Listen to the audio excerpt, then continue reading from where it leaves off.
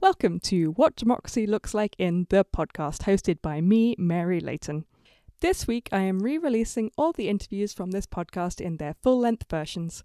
This is in preparation for the last episode of this season, which will be an interview with Nicola Sharratt on democracy in the United States. Nicola is a dual citizen of the United States and the UK, and you may remember that she was one of my first ever guests, talking about democracy in the UK in Season 1. So look out for my interview with Nicola on democracy in the US coming later in December. In the meantime, please enjoy this episode from August 2022 on what democracy looks like in Mexico. Okay, welcome to the second in our series about democracy in, and this week we are talking about democracy in Mexico, and I have two wonderful guests here who are going to introduce themselves, Brenda Lopez and David Palma. So, Brenda, would you like to go ahead and introduce yourself? Sure. I am Brenda Lopez, and I am a long-term educator and also a technologist. I was born and raised in Mexico City, in the north part of the city, which is a working-class neighborhood. And I came to the US, specifically Chicago, like about 20 years ago. And Brenda, you're like a dual citizen now, right? You have US citizenship. Yes, I am, and I also now live in California. Ah, right, you now live in California. So sad you don't live in Chicago anymore, no longer near us. Thank you. And David, tell us about yourself. Hi, thanks for the invitation. I'm really happy to be here with you sharing this space. I'm from Mexico City. I'm a sociologist currently working for INSP, which in Spanish is something like the National Health Institute, in a collaboration project with the University of Michigan, where I met you, Mary. Yes. And it's a project about water in Mexico City. So it's really interesting, really political as well sometimes. And I was born in the southeast part of the city, in Iztapalapa. So a lot of political and water problems and really interesting alcaldía. So yeah, that's my story. Cool. Awesome. Thank you so much for being here, both of you. I think this is going to be interesting because, David, you've worked a lot with people from the US, and I know... David, have you ever lived abroad? I know you came to visit Michigan at one point a couple of years ago. No. I've always lived here in Mexico City. All my life, I've went to other countries just as a tourist. Right, yeah. And I know a little bit about other countries and political systems. I don't know if I told you this sometime, but I was studying a PhD in sociology. My research was about democracy and social movements. So I was reading a lot about other political systems and democracies in other parts of the world.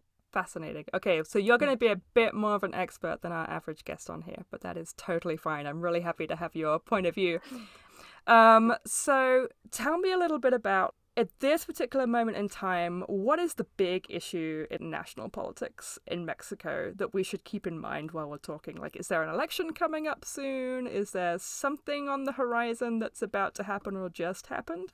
Well, off the top of my head, for example, we just passed it was like a referendum. Oh, okay. It was a weird tool inside Mexico's democracy because it has never been used before. And it was a question about if you agree that the president continues with his position. So it was really contested, and it was a tough issue because there has been this fight between the president and the Electoral Institute in Mexico about the money that the institute get and about the procedures that the institute has. Like, you don't need that much money to make an election, and the institute is, of course I do, because it's a federal election. But in this case, it was about, is this referendum legal, for example? Is this a binding referendum? So there wasn't a lot of participation, so that was an issue. Interesting. And all the people were saying that it was just a way for the president to legitimize himself for the next 3 years. We have 6 years period with the presidents, so it was about it. Interesting. So, and the different thing I just was reading about it was in April, I think, but it's the first time that the referendum is initiated by the person who is being reviewed. So the president started the referendum about himself. about himself. Okay. So And would you otherwise have referendums like this about other people? it's the first time this happens. Okay, first time you've had a referendum like this. Historically. Oh wow! Okay, Historically. yeah. Yeah. Have there ever been any other referendums, or is it like this is right? So this is totally a new thing. It's a complicated issue because he started applying them even in Mexico City when he was the mayor in Mexico City. Right. But it's a somewhat new tool for democracy in Mexico. We started using it in Mexico City in the 90s. But Okay. in a federal level, it has never been done before. So, I mean, a lot of people says that this president that we have is a really vertical man. So he makes these really one-man-centered decisions. There are people that even call him authoritarian president. I don't think he is authoritarian, but he makes these really vertical decisions like the Man Airport, the Mayan train, and this last consultation, this last referendum. Interesting. Okay. I'm kind of fascinated by the idea that how you just introduce a new element into a system that hasn't had it before, and how that's then like doing it first at the state level and then trying to introduce it at the federal level, and that's not necessarily going to be legitimate if it doesn't exist before. Yeah. The interesting part is like what David said, like not a lot of people really participated, and he got all his supporters to participate on it, right, of course. Of course. And his supporters were the ones like trying to attract people at the election areas to get them to vote and participate. Yeah. So it's a very smart way of doing it, right? Because it's like usually the opposite. Like this just happened here in California also, where we had a referendum for the state, for the governor. Right. And, yes. Yeah. But it's totally opposite, right? Like people wanting to take him out of power, not because he wanted to stay in power. Okay. So it's like a totally different interest in the way that it's executed. Yeah, yeah.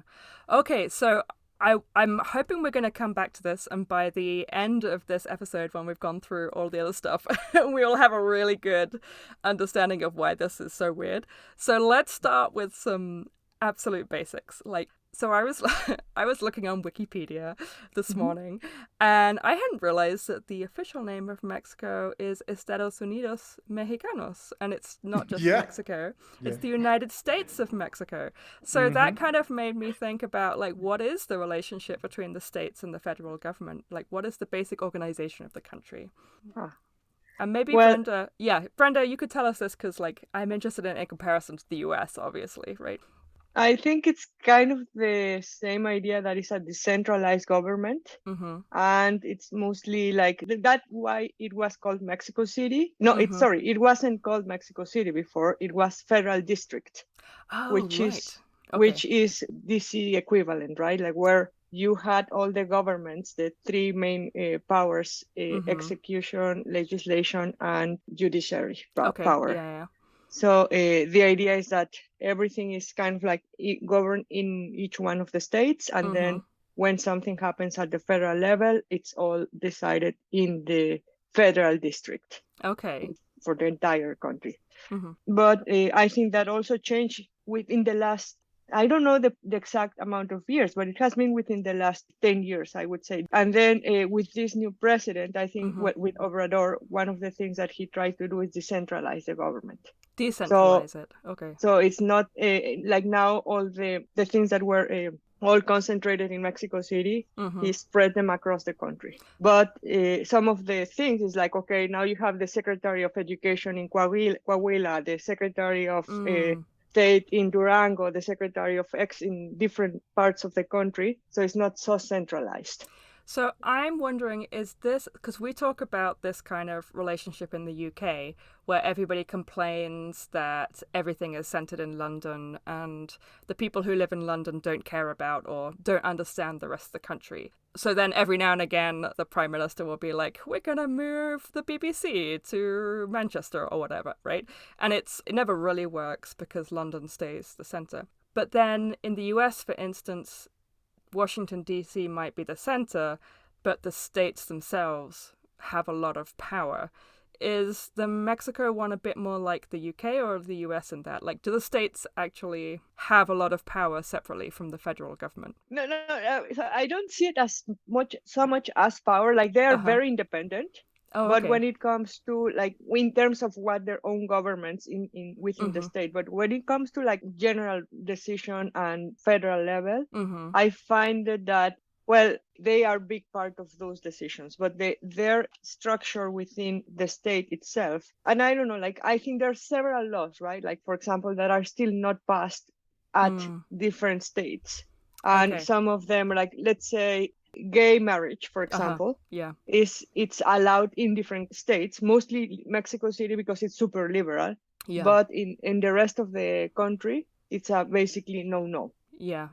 So that's one level, but I would like to hear David too. Yeah, go ahead. I mean, it's a really interesting subject because as a little bit of historical context, when after the independence, the guys who made the Constitution, our heroes, national heroes, made or wrote the Constitution thinking about other constitutions in the world. It was thought to be as a federal republic. Right. But a lot of analysts have said that it's tricky because since it was a really centralized country with all the power centered in Mexico City, all the political, but also the economic power centered in Mexico City, it was tricky because how do you make a federal system if all the powers are in one place? Right. So, for example, and also not only location, but only the president had a lot of power in the past. Right. So, for example, they tried to make federal Congress, but also local Congresses.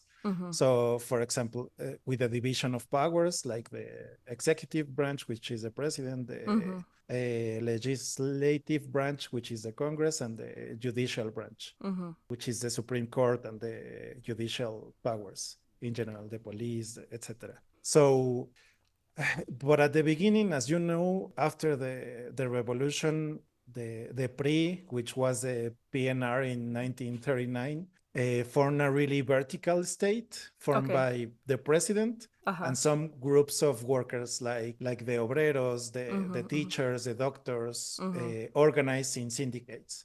Unions, so that organization allowed the president to keep the control of all the social groups in Mexico. Yeah. So in reality, I think it's a really centralized country. A little question, because the way I see it is like a lot of the states are very independent in terms of like their own like small like local rules and laws, but I also think that there's a big weight from the federal level. But where I would say I see that kind of independence is in these situations where people are more conservative and they don't want to pass certain laws or they wouldn't approve for those kind of situations.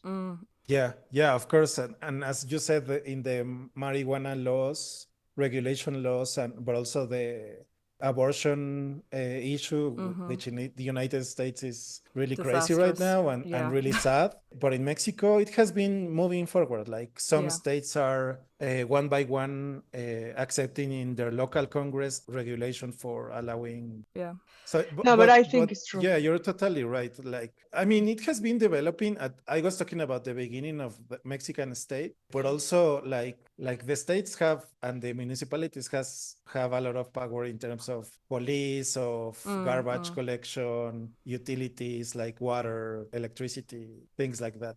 But in a way, I think we have to see the Mexican government as in paper as a federal government, but in reality as a really vertical power. I'm just going to make say an example. When I was working with the Mexico City government, advising like 3 guys in power in Mexico City. And it was all about making the major policies go through. Like our mandate was to comply with the mayor's point of view and policies. So it wasn't about doing human rights right, about securing housing or water to people, but to keep happy the mayor. So it's like this. For example, Octavio Paz in El Laberinto de la Soledad says that it's like a heritage from the Tlatoani way of thinking. The Tlatoani was the governor in Mesoamerica, and Mexico before the conquest, and the Tlatoani was like this almost godly figure. And they say that the presidents have inherited that kind of power. Well, I want to quickly interrupt because I want to just make a comment about something you said earlier, David, which I think is really interesting, particularly when we're looking at it in comparison to the US, is that, Mexico City is a city that has been in existence an extremely long time, right? And through several different empires. So it's not just that it's been the center of government and the center of power since the revolution, not even since independence, but before it was the center of power during the Spanish rule of the country, but also back through the Aztec rule of the country and possibly even further than that. So I think when you were talking about, okay, you want to make it a federal system, and it is on paper, but in reality, you've got hundreds of years of tradition of all the power being centered in one location. That's really hard to change, and it's several hundred years later, it still hasn't changed. True. Yeah, and I think it's very centralized. And I also wanted to do and add another thing on what you were saying about the way power is performed, right? Like trying to complain, like talking about the city. I have an experience. I know somebody who also worked directly with the mayor, and the idea was that none of the work that is done really matters if the mayor is not happy. And then it's not really doing work that is filled or supported by data, by reasoning, or by anything that makes sense. But it's just like, how can we keep some individual happy with their, and it's all about a political platform, of course. Yeah, but, interesting. So one of my questions is in terms of like the really basic nuts and bolts of the organization. We've talked a little bit about how you have the three branches: the judicial, the legislative, executive, and the Congress people, right? So so the head of the state is a president, right? And right now the president is Andrés Manuel López Obrador. Okay, great. And it sounds like the president in Mexico, is that the highest you go? There's nobody above the president, right? Yes. In the way that we have like a monarch, for instance, or a president versus a prime minister, right? And so this is the head of a government, and they actually have a lot of power by the sounds of things. Is it similar to what you're saying about with the mayors?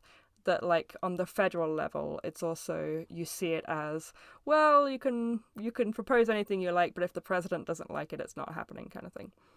I would say, and I think that ties up with what David was saying at the beginning. They consider him like a very autocratic, like personality.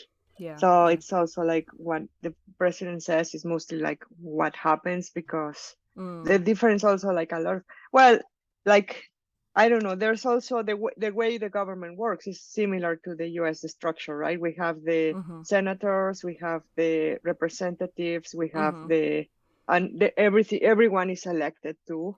Okay. So there is a mix of powers when you have to come up to like a strong, like when you have to decide what to pass a new law or change something that is relevant to the country. You need the support, that kind of support of like both houses. Yes. Okay, great. Yeah.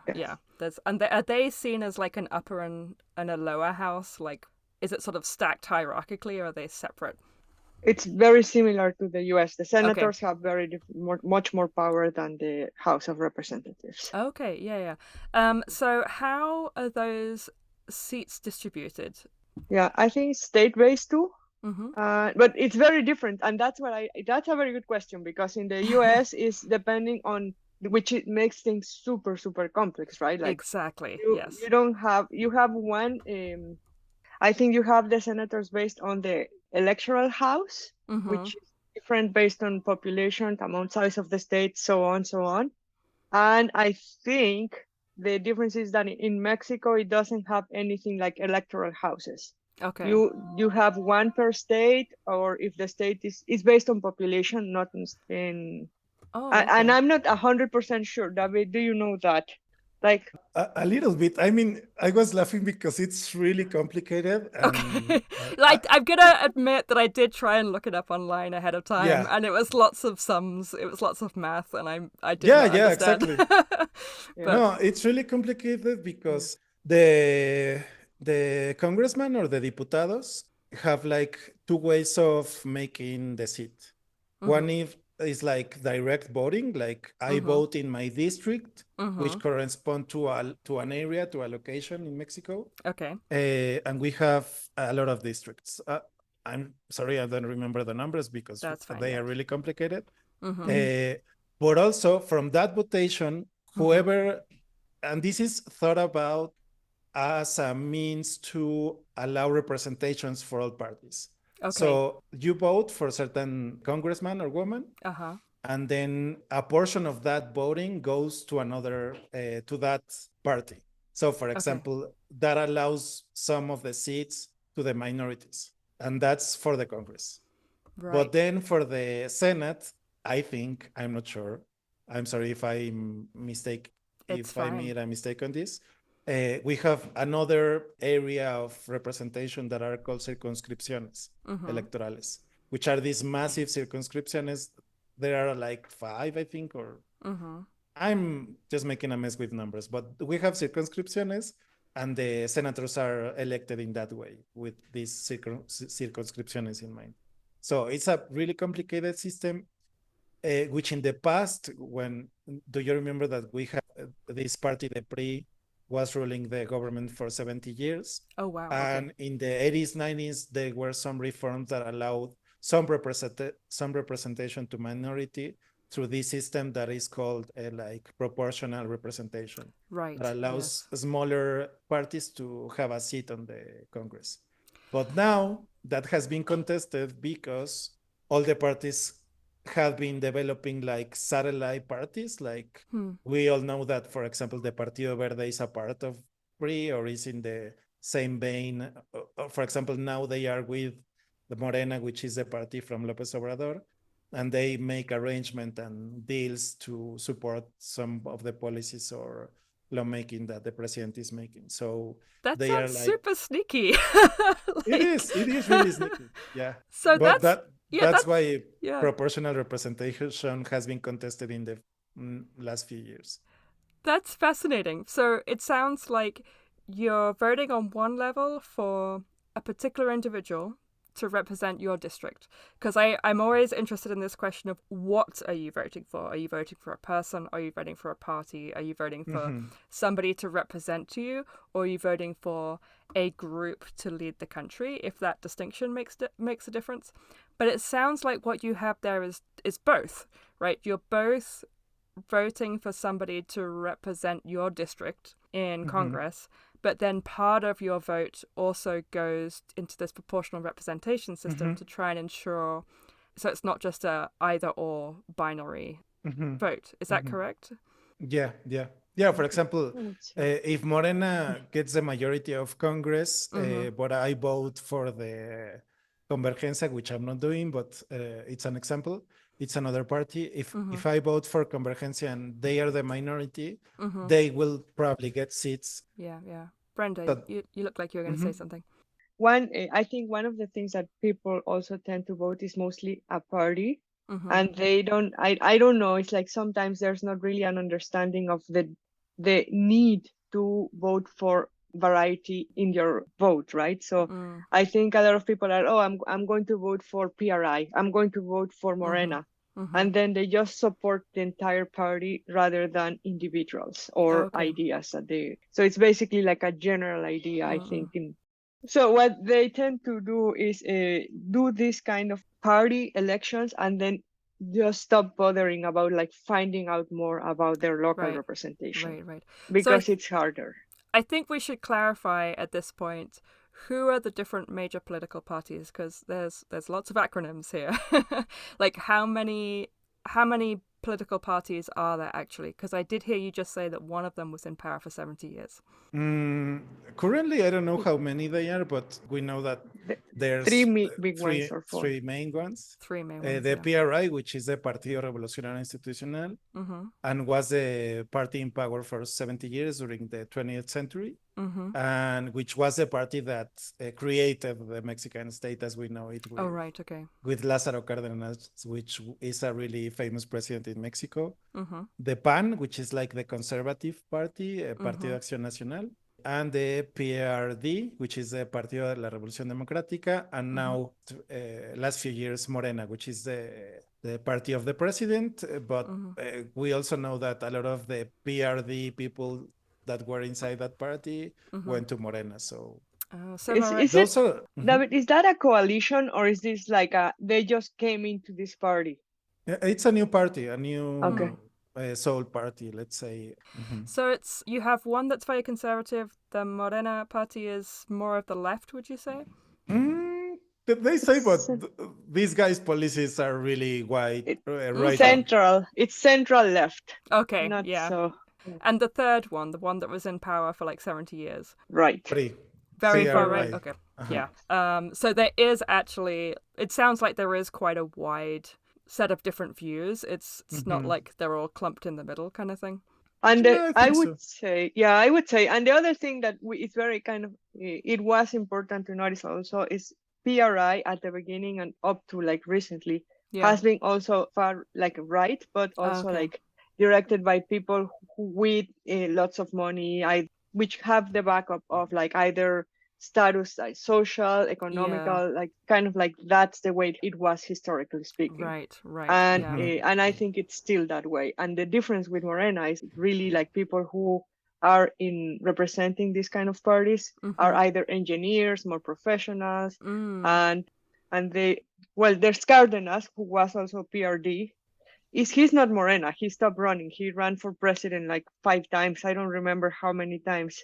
And he never made it. He was very strong at so many points. And Cárdenas and the current president were in that same party, PRD, right? PRD. And that party is also like very labor oriented. It was more gearing towards this like middle class, like, but not to total right, I would say. I mean, no total left, not extreme left. Well, you just said a moment ago, you were talking about the difference between one party was of, let's say, aristocracy, like really, really rich people. And in contrast, the other one was like professionals. But that's still not, doesn't sound like you're getting politicians coming up from manual workers, from service workers, from working class people.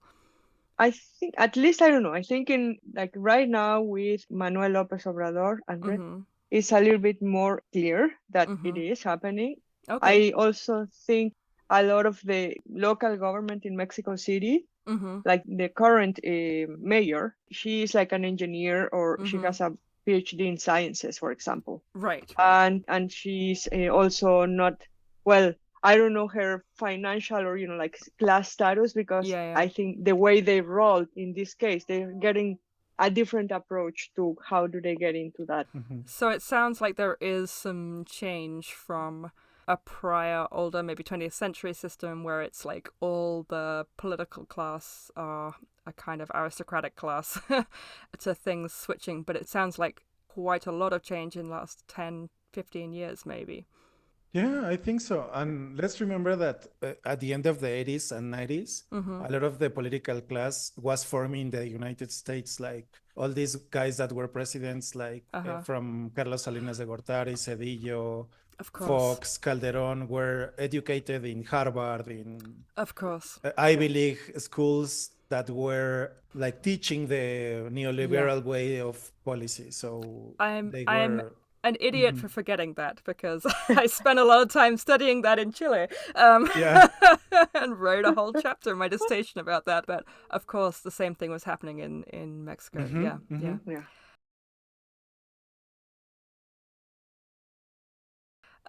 Okay, well, let's move on slightly. I want to talk about the actual act of voting itself, because I get super nerdy about the actual technology that you use and what is the process. Because from my experience, I voted in the UK, I've now voted in the US, but I've also seen elections happening in Bolivia and in Chile, and just the way that people actually vote and what they do on the day is super interesting to me, because it's not something you can usually find out about from the outside.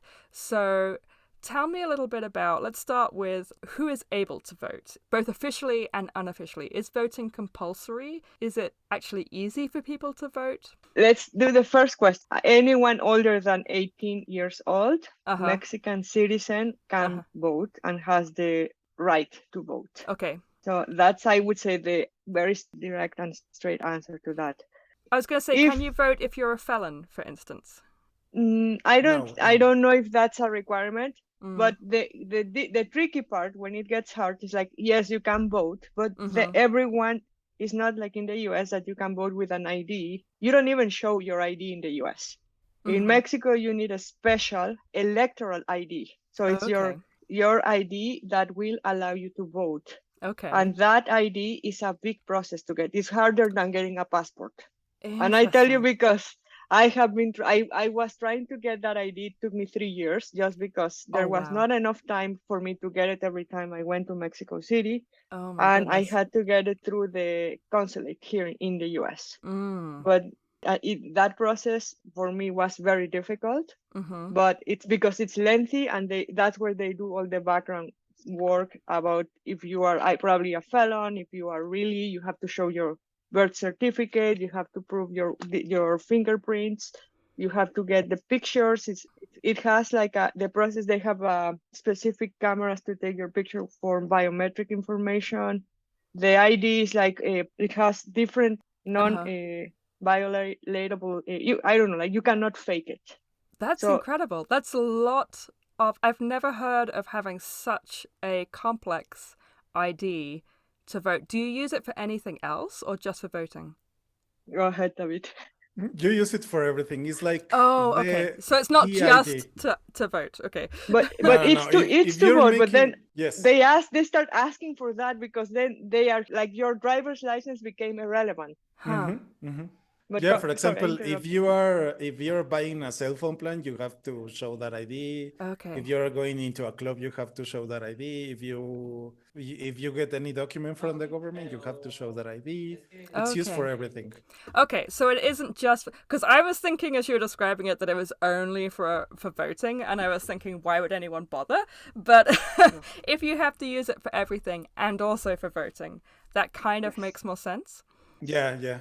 And I think the causality is the other way around. Like in the 90s, they make this reform to form the National Electorate Institute, because previously the elections were organized by the Secretaría de Gobernación, which is like the Ministry of State or something like that. And there were a lot of frauds committed in elections by the PRI, like they will get dead votes people before voted. the voting. Or dead people voted. Yeah, exactly. I see. So that really did happen. It wasn't just like an accusation. No, yeah, it happened. It happened. And then when they formed the National Electoral Institute, they also make the ID for voting. And it said, I don't know if it's currently, but it was said to be the safest ID for elections in the world. So is it something that, it sounds like it's difficult for Mexicans living abroad to get that ID. Is it something there's barriers for people within the country as well? Presumably if you don't have good documentation, right? Yeah, probably, because you have to get, like, I went to get mine renewed like a month ago. And you have to get like a paper where it says where you live, and it has to be current. I bought like a water utility receipt that it was like 3 months old, and they didn't accept that. And you have to get your birth certificate, and it has to be up to date as well. And as Brenda was saying, they make you not pass, but like register all your how do you call them, like the fingerprint and your biometrics. Yeah, thank you. And they take a picture, and it's really complicated. That's really interesting. Yeah. It's not that complicated, but you have to have the documents, and they give it to me like in a week. But it's really expensive for the state to make that ID. Well, for me, the problem was that you have to go pick it in person. Like it Yeah. cannot be given or handed to anyone else, but just to the person In who's person. the Yeah. ID. Yeah. So do you have to register to vote, or is the act of getting this ID a way that you're being registered to vote? Yes. Yeah, And that is okay. corresponding to your district where you live. Basically, that ID will where the electoral casillas, how do you say the casilla electoral? Ballots? No, the casilla electoral, like where you're supposed to vote, like that specific polling location. place. Your polling place. your polling location, yeah. Yeah. So that it determines where you are voting, basically. Oh, okay, yeah. So they will publish it and tell So you where.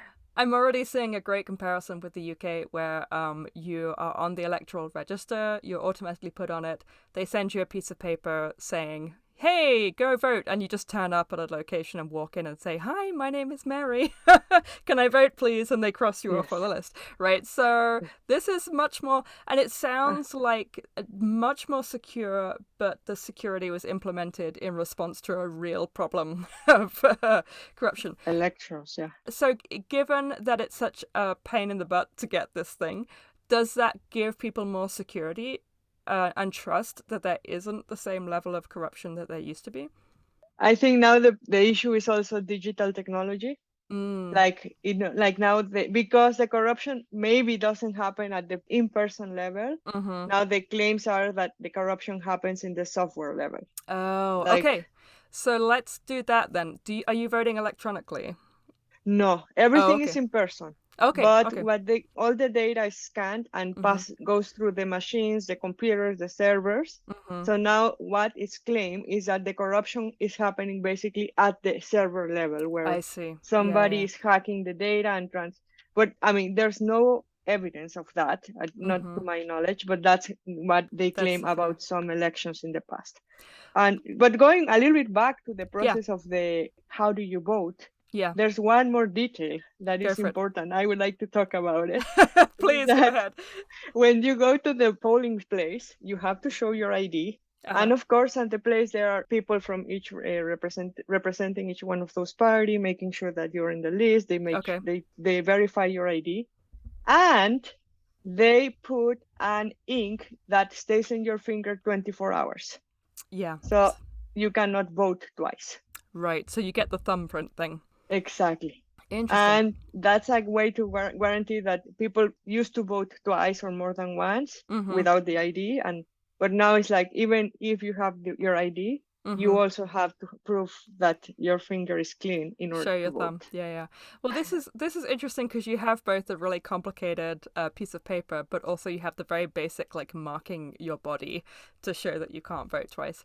But that's really cool. But let's go to this thing. So okay, you turn up, you get a piece of paper. Is this right? So you have like your list of candidates and you make a little mark. Is that right?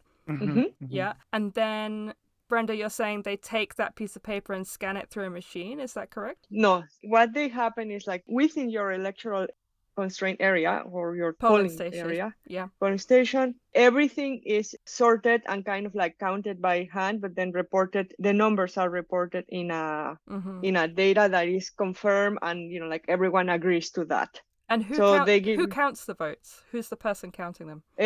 Whoever is supporting all these parties, they have like a witness. They have somebody looking at the ballot telling, okay, one for A. And when things cannot be counted as a vote, they say it's a null vote, and then somebody verifies and they say, yeah, it's null. So they all agree on that. So it's not a single person, it's everyone representing all of the interested parties. Yeah. Interesting. Yeah, the parties have representatives on the voting places, but also the counting and all the process is made by citizens. Like they made a sorteo, how do you say that? Raffle or a raffle no? every time that there's going to be an election, and maybe I will get elected in that raffle in certain election, and I will be like the president of the polling place. So you're required, but you're told ahead of time that you are randomly selected to be the counter of that area. Yeah. Interesting. That's really interesting. Yeah. My mom's house was a polling place. Oh, been really? a polling place since I remember. Her house, her personal house? Her house, yeah. That's fascinating. Yeah. They ask some of the houses that are fit to That have large it. enough. Yeah. Yeah, they ask them if they have a garage or a patio to have the equipment.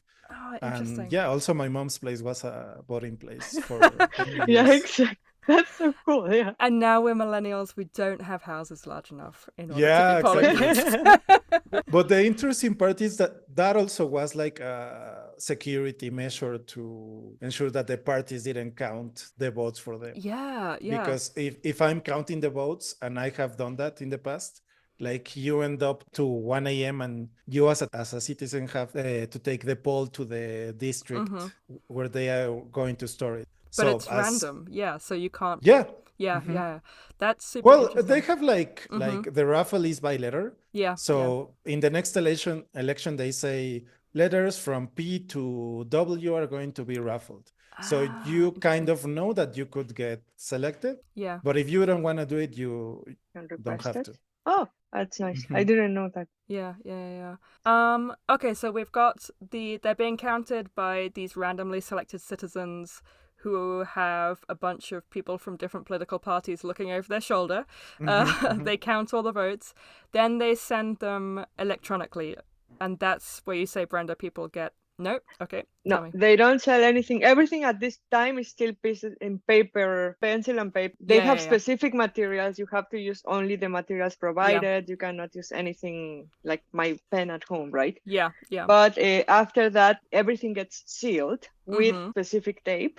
And it's brought to bigger electoral location. I don't know if it's something local, and then the local aggregates everything and brings it to the larger space.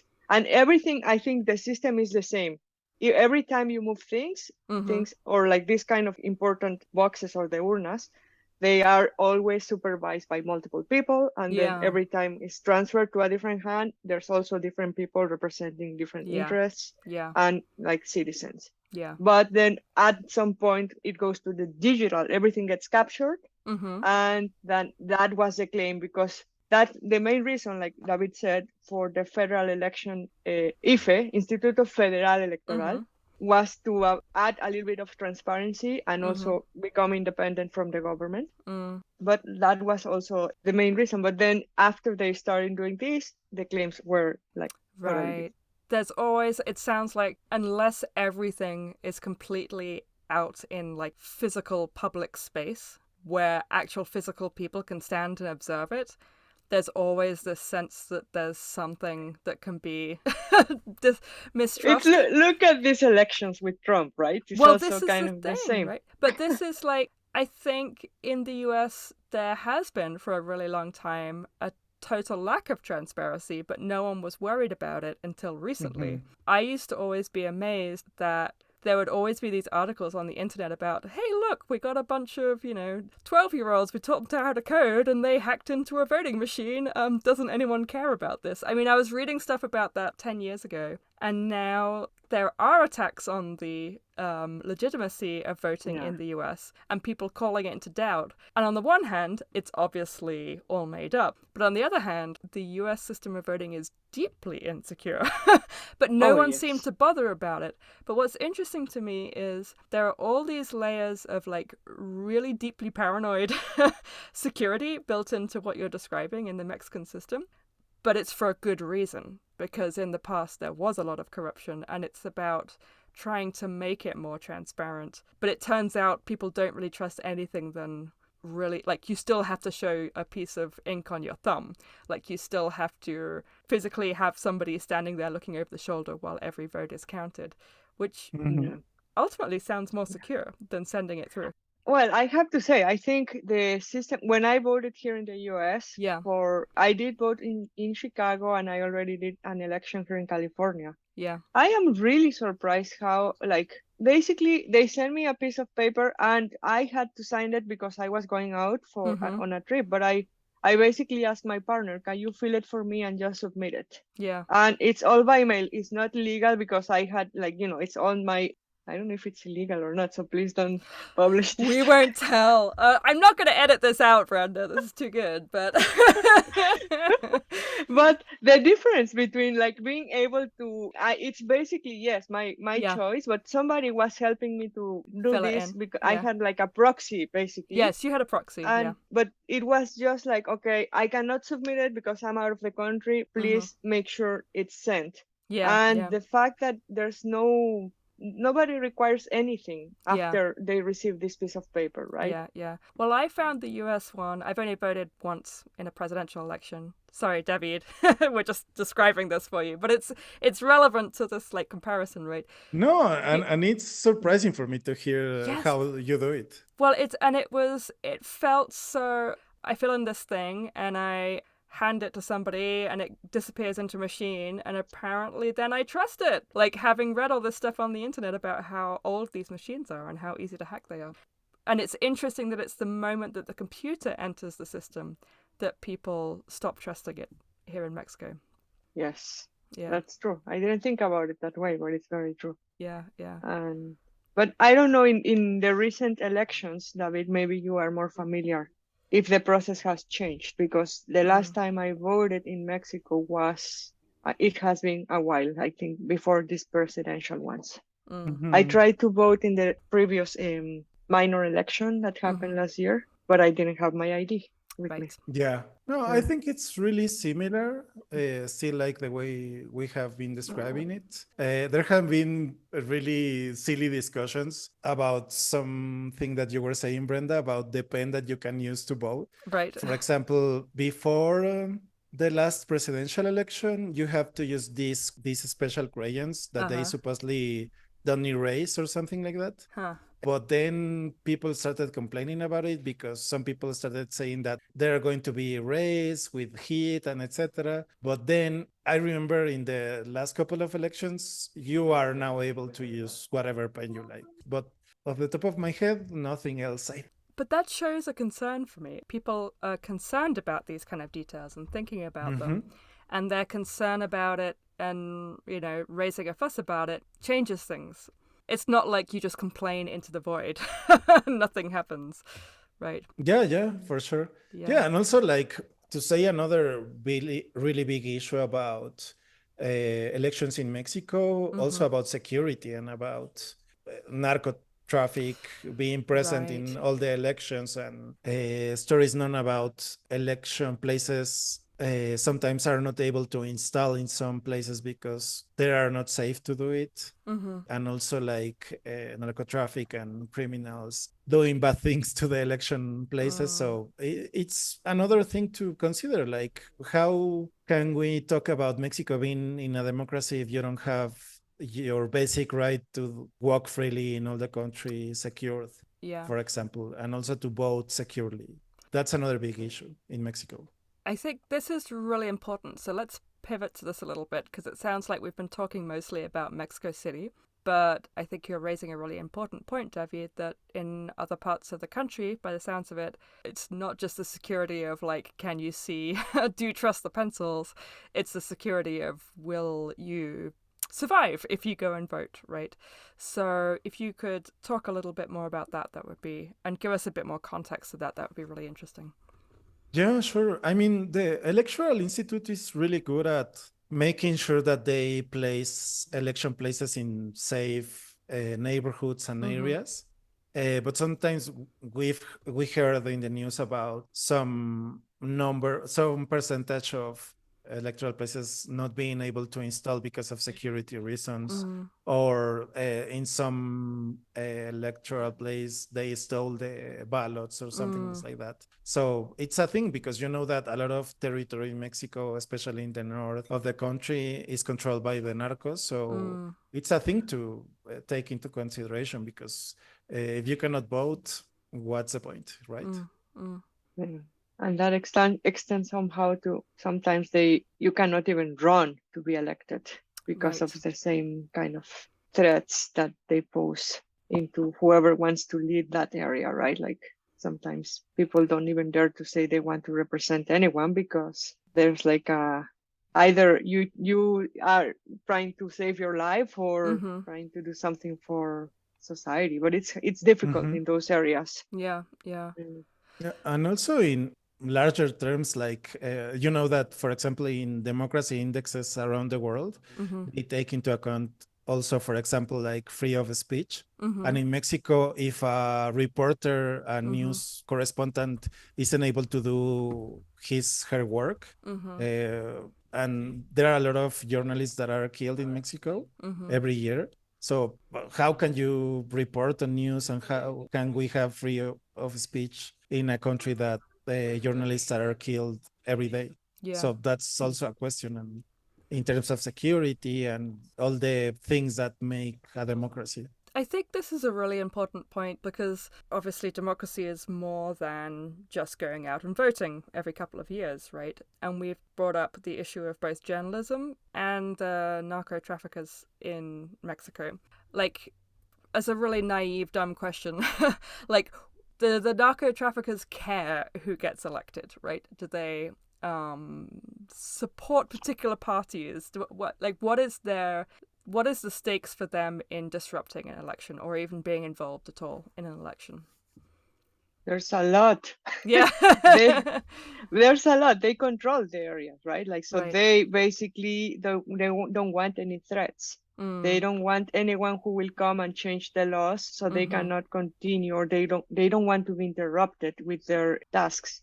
So if you are somebody who are opposed to that type of, and you promise that you will implement laws and you will stop narco trafficking, then definitely you are guaranteed that you will not get to even the election, the point where you will be elected, because there's a lot of candidates who they died in the process. Yeah. Because they wanted to stop narco trafficking, they want to stop any kind of corruption, because and that's one of the biggest problems, I think, too, is that there's the relationship between these cartels and the government is very strong.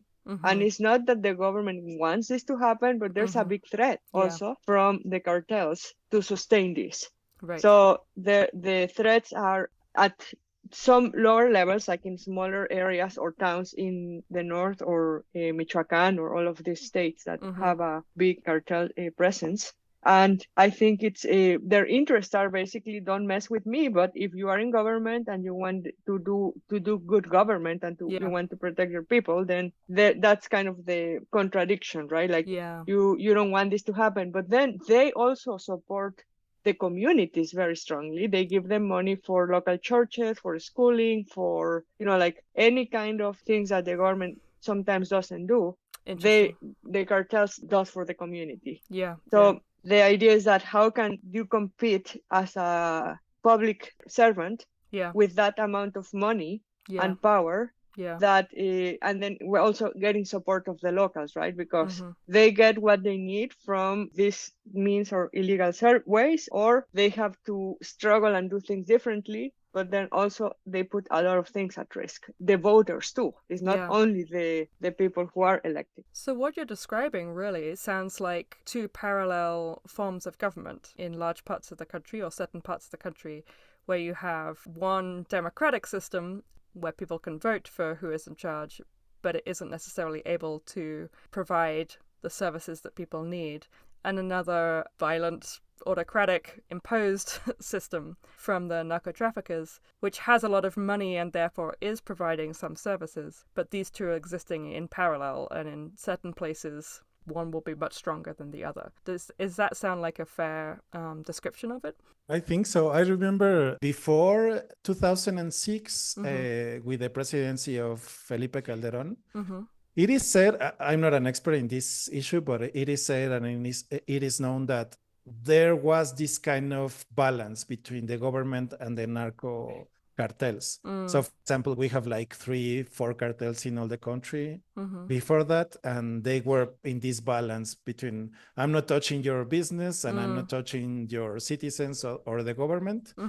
But in 2006, Calderon started Reagan-inspired, like the war against narco traffic. Right. And it is said that that balance was over between the cartels and the government. Yeah, yeah. So cartels like the Zetas started to appear, the Templaris, which are from Michoacan, the Zetas in Veracruz, and they break that balance with the government, and they started to be a lot more violent in their ways to control the territories. Yeah. So yeah, of course, I think for sure there are academics like Lorenzo Meyer, which is an historian in Mexico, that has talked about a failed state in Mexico because of this type of relationship between a narco state and the government.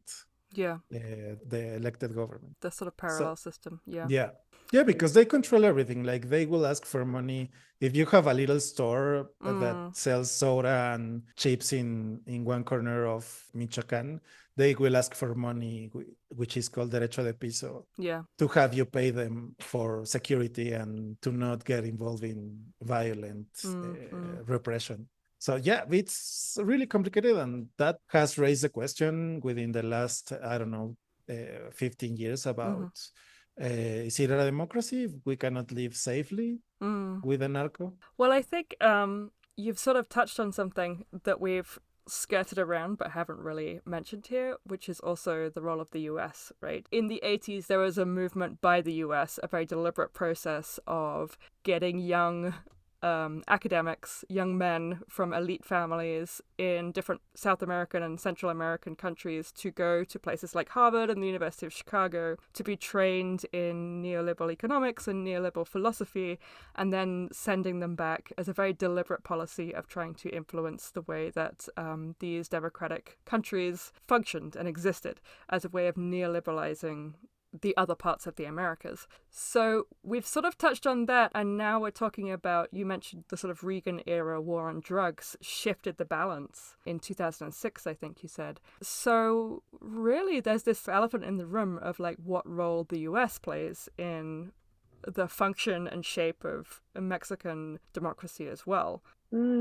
I would have to think a bit harder because I think in terms of economical interest, there's always a very strong economical interest, and I would probably put it more in that way. Like they first think who is going to be in power that will benefit us, and like how can we make or help this happen, right? Yeah. But I honestly I don't really know exactly how it happened with Obrador, because one of the things that I remember, he didn't really have a lot of support from like internationally speaking. It was like a random situation where he came out of nowhere. Everyone internationally was kind of like thinking he has zero experience on international policy. Like it was mostly like very like country oriented, local based.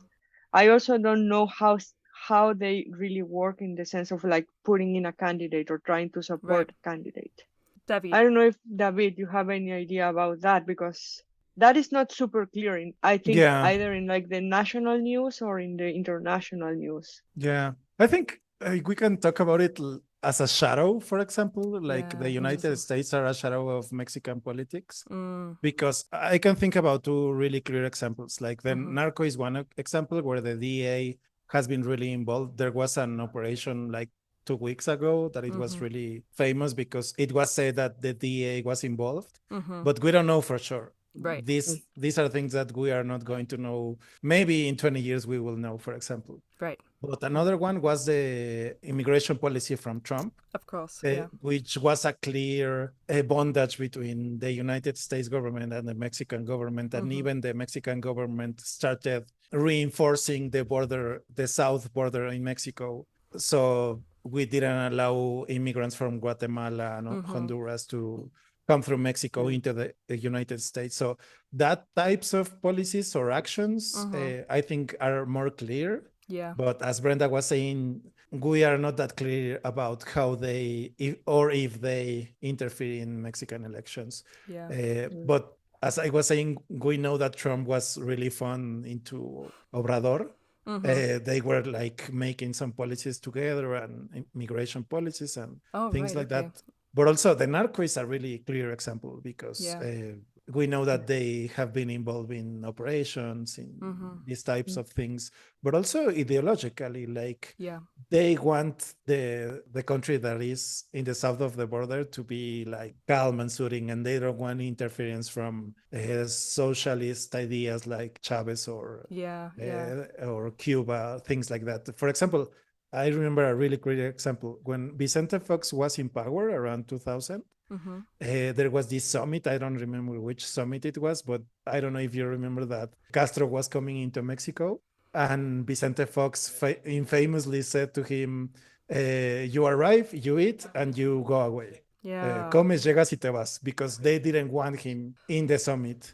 Well, that's interesting in comparison to the most recent summit of the Americas, which Mexico, it was in the US, right? And various countries were not invited, including Cuba and Venezuela, I think. And the Mexican president was leading the charge to boycott it. And I think in the end, several South American countries boycotted it as well, because they said there was no point having a summit of the Americas if several countries in the Americas were not invited. So that sounds like it's been a switch in the last decade or so. Yeah, because as we know, this president, he calls himself as a left person.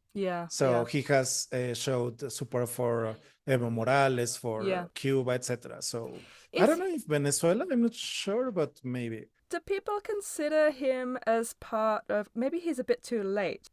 What was that movement called? Like the big left shift in South America, particularly politics, with Evo Morales and Lula in Brazil and Chavez, of course, in Venezuela. I think maybe this guy, Salvador, is just a little bit too late to be seen as part of that shift, right? Yes, I think so. And also, like we were saying, is the type of representation. Like we're talking about these guys who are elites trying to support the US ideologies. And then we have like something totally opposite at this point. But it does sound like, from what you're describing, there's definitely a lot of influence on democracy from the US, but it seems more like it's a soft power kind of thing, or more subtle in many ways, or directed specifically at certain issues like immigration and narco trafficking, as opposed to the more direct, if you elect this person, we will cut all funding to your country, or like putting up candidates that you see throughout the 20th and now into the 21st century in other parts of Latin America. And also the lining up to like economical policies from the neoliberal era in the 1990s. But we have been following those prescriptions from the International Monetary Fund and the Banco Mundial, the World Bank. So we have like a clear policy about sending stuff to the United States, sending labor force to the United States, and we are not producing anything here. So, I mean, we are following those types of normatives from international powers. So I think that in the time that we are following that, the United States are not going to have a problem with any president in Mexico. No and coup also for in you. Terms of, You don't get a coup because you're doing what you're told. Well, I want to think about what other organizations or groups of people are involved. And so is the military much involved in Mexico in politics and in democracy? I would say it's not in the UK and not in the US. I don't think so. I don't know. You, David, you were nodding, but I think it was a little bit in, when was it, in when the ZLN came, and it was like a very strong military presence. But with the Zapatistas in the 90s, right? Was it in the 90s? Late 1994 exploded. So it was during those times, and it was just like a way to show some strength from the government, but the government, I don't think Mexico itself has a strong military power, externally speaking. So it's not like the government needs the support of the military in order to have legitimacy. No. And the other thing is, when I was talking with Nicola and John about the UK, Nicola brought up the question of, in the UK, people like students are very involved in protests and in politics. And we talked a little bit before about unions. And of course, you have strikes in Mexico, which all of these things are somewhat rare in the US in terms of other forms of democratic participation at a public level. Tell me a little bit about that in the Mexican case. I think it's tricky because also when I was reading like all these political scientists from the United States, it was really interesting to read, for example, Robert Dahl talking about how politics are made not in the big government, but in little town halls, for example.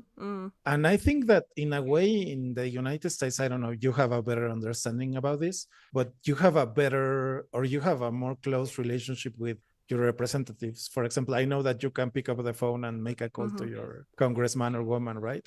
But here in Mexico, that type of participation outside voting, it's really not happening.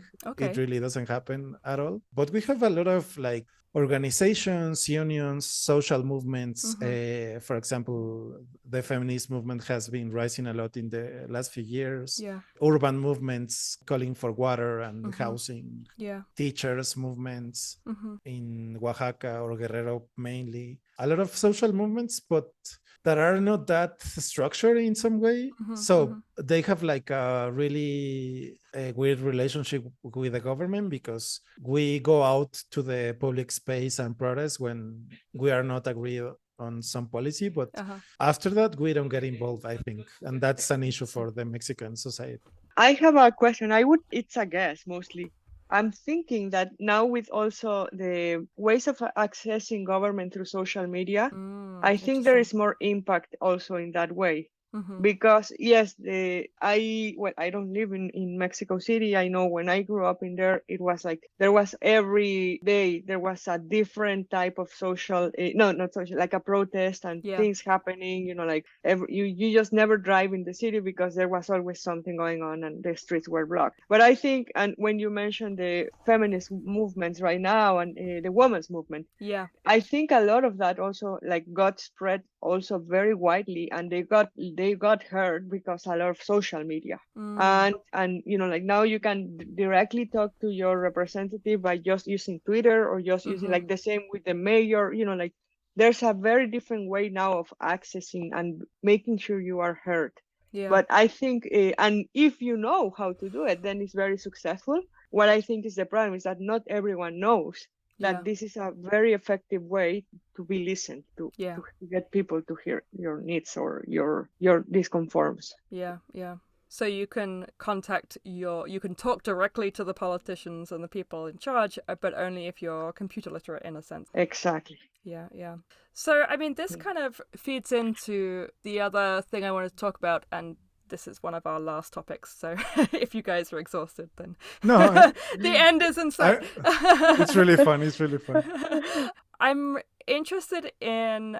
Okay, so the idea is we all vote, we have a democracy, right, in order to collectively decide what should get done in a country, right? We have a democracy because it's a way of structuring society and making decisions. But in reality, I'm really interested in, like, whether average people feel that they have any relationship or say in the decisions that get made. And David, this comes a little bit to the water project that we were talking about that we worked on, where there we were often talking about, okay, you don't have any water in your street. How could you go about trying to influence the local government to turn your water supply on? But I feel like almost at the larger level as well, if you were a normal citizen and there was an issue you really cared about, say there was a law that you wanted to see introduced, is there a sense that there would be an avenue to do that? Or is it a little bit like in the US, where the whole idea of you as an average person trying to influence your politicians to enact a law is it feels a little bit useless? My experience, and since it's a bit limited since I'm not in the city and in the country, but I have a very close friend who works for the government and is very knowledgeable. So when we have the opportunity to talk about things that are not working, I ask, how do you do these kind of things? Like, who's going to listen? Because I come with this attitude of the average citizen who doesn't know how to approach this kind of situations. Like, I'm not going to go and organize all my neighborhood to come Right. and do it requires time and effort, right? Yeah. So Yeah. if you don't know the system, if you don't understand how things work, it's really difficult to get things done. Yeah. But based on my conversations with my friend, it's not so difficult to be heard. Okay. But it's important to know who you need to talk to, right? Right. Who do you need to address in order to get this solved? And And I think who would that be then? so, and I think that's the difficult part, since Ah. my friend is very familiar with the, like the politics, the needs, government, and different departments, different who is in charge of what. Yeah. It would be for them, it's really easy to say, oh, you just need to write to this or go to their website and find this information, or just go to this web place, and like you can complain and they'll have to listen to you. Yeah. And because there's also the Transparency Institute in Mexico, which is a brand new thing, they are supposed to also make sure that all these institutions, which this institute is detached from the government, right? So it's supposed to be a neutral institution to make sure that the people are being heard and they are trying to, like, all the data is handled appropriately, etc. But I think the big problem that I find is that not everyone has the know-how, and it's basically education and experience. Yeah. And it's really for me, like, I'm not exposed to the situation. I don't know who would be in charge of doing this kind of or solving this kind of problems. Who do I need to talk to? And it's I don't even know how I would learn that. I have to say honestly, like, yes, I have a problem with water. Which institution would be in charge of for me to contact that? Is it I mean, I don't really know. And maybe that's kind of like the big problem, right? Like, it's not clear who do we need to talk to. Yes, it's if we are a lot of us and we have a big mass of people who come and manifest our discontent, we are in front of like the representation for water resources, then yes. But somebody is kind of like having that information and helping organize that. Help. Yeah, And I don't know. I totally agree. I think, I don't know if you remember, Mary, we had a case in the project. We were studying a household in Xochimilco, and they didn't have water for 6 years or something like that. Like, they will get only a little chorrito, we will say in Mexico, a little amount of water every day. And they were charged for water like 800 pesos, which is a lot for water. Wow. And the mother of the household was trying to reach the water utility, but she didn't know who to call. Right. So she was calling the alcaldía or delegación, they were the called. Like mayor of the neighborhood? Like the local representative. Some of neighborhoods, the alcaldía is the local government. And after 6 years, she found a number from the water utility, and she could make that call, and they fixed her problem. 6 years. Yeah, it was a lot. Yeah. But it's about what Brenda was saying. It's about knowledge and about education. And usually, as we know, like, middle class people have the knowledge and the resources to do these kind of things. Like, I know some guy that works at that place, and working class people doesn't have that resources. So it's more difficult for them to have access to that kind of thing. But also in this government, I think has been getting more easy in some ways. Getting easier. Thank you. Because we have more resources. Of course, if you don't have a computer, you cannot access a website. Right. That's a thing to consider. But she has been doing these open audiences for people, so you can walk into an audience with a mayor now, or you have many channels to ask for things. But you have to know where to look. So there are ways of getting problems fixed on a sort of individual, household, neighborhood level, but you have to have this knowledge. You have to, which of course is class-based and economics based, etc., etc.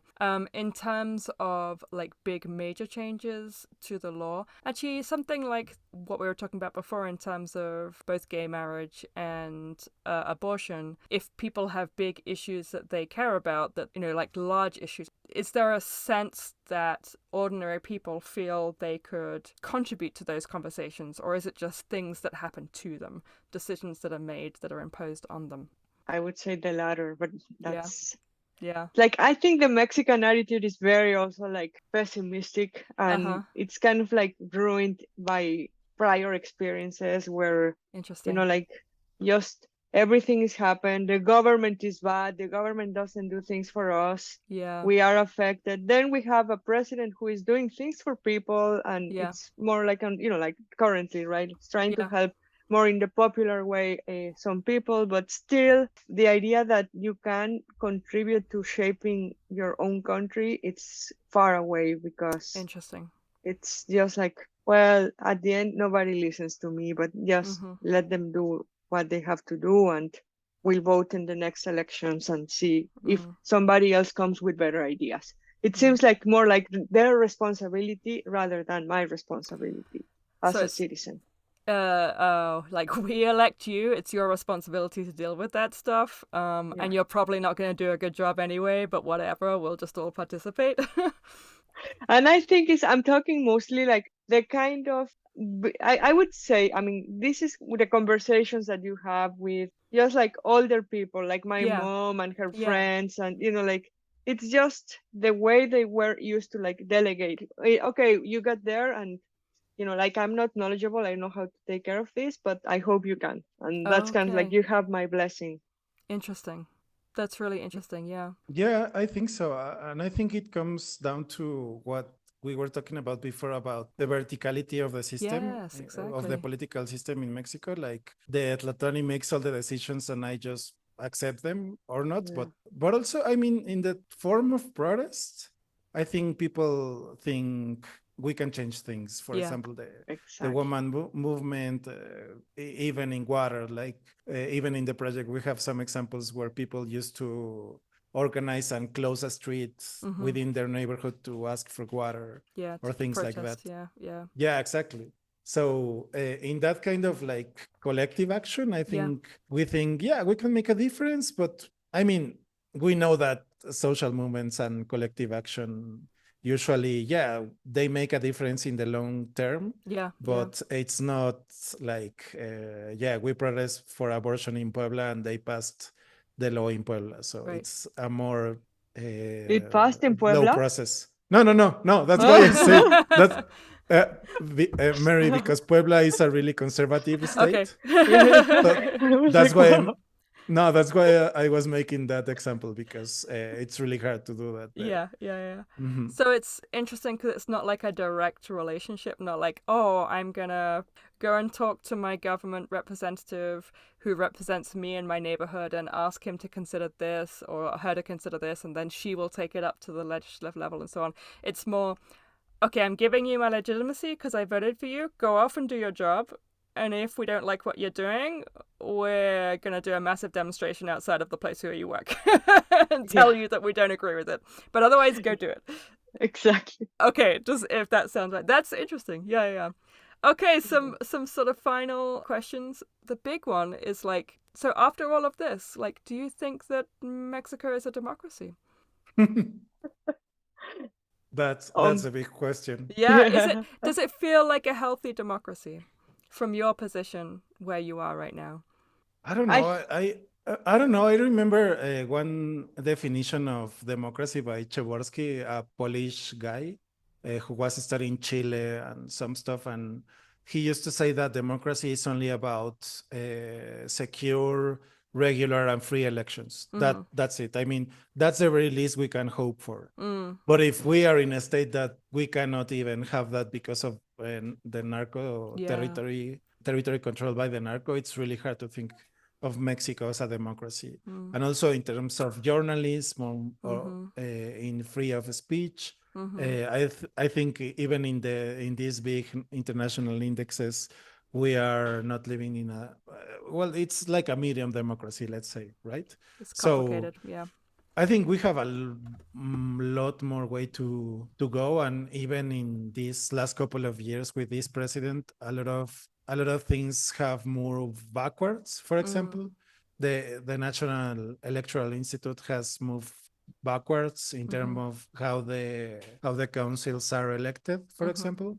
And also, like Brenda was talking about the Instituto de Transparency Institute, and the president wanted to get rid of that. Yeah. And he cut out the Electoral Institute budget by a lot. Yeah. So these kind of things are making you think this guy doesn't want us to have a democracy. So I would say no. We are not a democracy. Interesting. Yeah. Just to like say something like it's really a tough question. I'm sorry, I put you on the spot, Brenda. No, but it's great to answer it, I think. Yeah.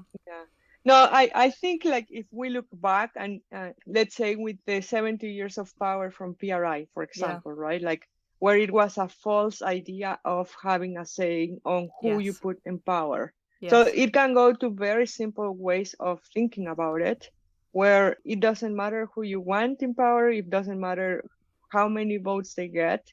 Still, like that, things will not change, and it's all kind of like an obscure, very difficult way of understanding for people and for the country, right? Yeah. And the way that has evolved, I think it was a big step. The moment the PRI was not elected, that was a big thing historically speaking, right? Like again, it came into very similar government, a very similar way of government, but it didn't matter because it was a hope, I think, and that gave hope to people. And I was part of, I was old enough to say that I was alive when that happened, right? So it was like, there's a change and it's possible. Yeah. And then again, this power kept taking turns between one and other president. But and also something that is important to mention is that in Mexico, there are no re-elections. So you have a president every 6 years and there's no second term. Okay, but what's happening now, and now we have somebody new, somebody kind of like the new kids in the block, he's becoming the president, and they like the flavor of this kind of power. And again, they're trying to change, at least my understanding, 3 years or 2 years ago, as soon as he got into power, trying to change the constitution for re-election and, like extending the terms and trying to stay longer. So I think it's like, there's all these complexities between the desire of power, desiring of being in control, and also how people look at things. I think at this point, I would think, my guess, like, it's very strange how people, like, his approval rates are high, right? I hear his approval rates, they're super high, and people are, well, not super, but he has good rates, more than 50%. And then you hear people at the personal level, and it all depends on who's talking about it. They are not super happy with this. But I think the fact that they feel like now, again, it's like David is saying, like, if we simplify things, like you have the power to elect if you have the power to elect who is going to lead you, then there is democracy. But if you don't want to participate in the government process and you don't consider acting and enacting your citizen rights, then it doesn't feel like a democracy. And I think that's one big problem. There's also that question of, if your choices are identical, then how much is it really a choice, kind of thing. Thank you, guys. So my final question is, can you give us an example of what you think is either the best or the worst or the weirdest thing about the electoral system in your country? I like the fact, something that I like about the elections here is that there is a limit on up to when you can continue your campaign. Oh, yes. 2 weeks before the elections is a quiet time. Like nobody else can talk about it. No, I mean, you can talk about it, but no more normal publicity, no more talking about it, no more campaigning, nothing. It's like you're not supposed to do it, and it feels good as a citizen because it's just like you have time to kind of like reflect and think and just make your decision without the last minute influence. That's really interesting. Is there a beginning? Is there a limit on when you can start as well? There is, but I don't remember that. And also the idea of like budget, everyone is giving a same amount of money. That's what I remember. I don't know if that has changed, but it's not that you have 20 millions to make your own campaign and then somebody else has 5, and like you can look for that. But I think there's a balance in there. It makes it more balanced. So there's a limit to the amount of time you can spend campaigning, and there's a limit to the amount of money you can spend. That's really cool. Yeah. David, what would you say? Best, worst, or weirdest? I think the best has been the improvements in the last 30 years, as Brenda was saying. I was born in the 80s, and I think that people now doesn't understand the scope of the changes that we have been living in the country. Interesting. Like the freedoms, but also like the strengthening of the democratic system, and why do we have to fight for it? Yeah. To say we trust in the Electoral Institute. I mean, I don't at the moment, but I used to. Because it was used to be formed by citizens. It was really democratic. Yeah. The councils were elected really in a democratic way. Yeah. And those were changes that impacted democracy in Mexico in a huge way. Yeah. So that's one of the best things that we have in the democracy in Mexico. Even the freaking ID, the electoral ID, it's really good to have. Like, we have a lot of safety nets for it. Yes. And so we don't allow dead people to vote, like we were saying. No more dead people voting. That's the best thing about democracy in the last 30 years. I mean, yeah, because all of the frauds, we can summarize it that way. But also, like, as Brenda was saying, the worst, I think, moving backwards. I mean, it's a really complex issue because I believe in re-election, because I think it's one of the sharpest tools that a democracy can have. But since we have a history of a party ruling in power and also an authoritarian state before the revolution, we have a really weird relationship with re-election. For example, we have started doing re-election at the alcaldía level here in Mexico City. So it's a good thing, because if you said I live in Benito Juárez and I am good with the policies and the things that the alcalde has been doing for the last couple of years, I will vote for him again if they have it. But in the presidential level, it's really tricky, as Brenda was saying, because this guy has been changing a lot of things like this. I think this referendum thing that he did in April was a way to try and see the support that he had if he was going to try to make a re-election. I think he realized that he couldn't do it. Couldn't do that. But it was a way to do it. And in the long run, I believe in the re-election as a tool for democracy, but not in the current state of things in Mexico. So moving backwards in democracy terms, I think, is the worst thing that we've been living on. Well, thank you guys so much. This was really interesting. I feel like I've learned a huge amount, and not just in comparison to the US, but just in general, thinking through some of these concepts.